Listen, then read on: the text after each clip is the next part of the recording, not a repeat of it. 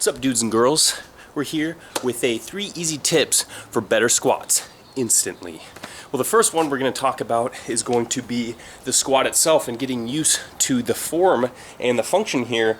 And what you want to do is going to be practice makes perfect. So you constantly want to practice the proper squat form. It's really easy to get an improper form, and once you do improper form, you get used to that and building up that bad habit. So really it's either breaking the bad habit of improper form or just making sure you're getting that proper form down and practicing and practicing and practicing. One good way of practicing is going to be the goblet squats. Just grabbing a kettlebell here and just going to be bringing it down. Just be resting in this position here. It's one of the most common positions a human being can get into. It's the squat. Millions of years ago, we were in this position all the time, taking dumps out in the forest. So you want to make sure you're really used to that, pushing your knees out and just getting comfortable in that position, because that's the position you will be in as you squat down.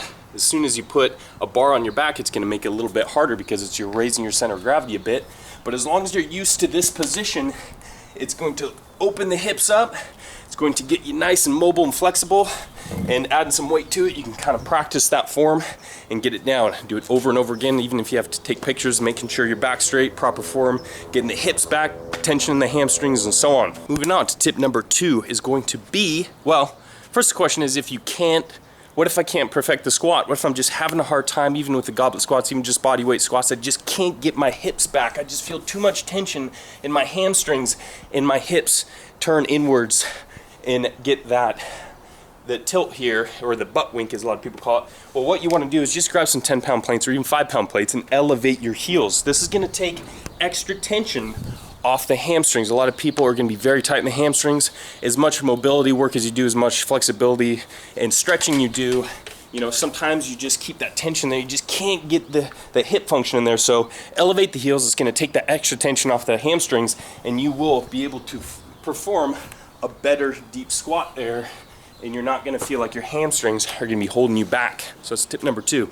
Tip number 3, the last one, is going to be get your knees out. So as you'll see a lot of people do squats, really pay attention to their knees, or even pay attention yourself as you do squats and really watch your knees, because as you'll notice, a lot of people will start turning their knees inward and you'll get that kind of buckling in just like so, and that's going to be due to having weak glute medius here, or even a little bit of the adductors too. So what you want to do is just get a band. They're pretty cheap, and what you're going to do is wrap it around your legs, your lower thighs here, just above the knee area.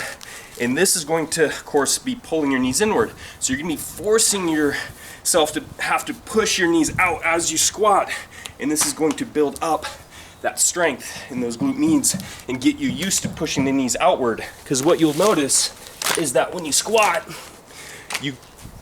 as you push your knees outwards, you can't push them out too much. Your toes are always going to follow your knees pushing outward, but they will be able to buckle inwards, and that's not good. You want to keep them very stable and tight and build that torque in that hip joint by pushing your knees outward. You can feel a lot more stable, feel a lot more stronger when you perform that proper form or that proper function, keeping those knees out and stabilizing not only the hip joint, but also the knee joint. Hopefully that helps you, dudes and girls. And if you want to see any more of these, let us know. And also, what do you want to see? Let us know in the comments below, and we'll see you next time. And as always, stay buff. Yeah.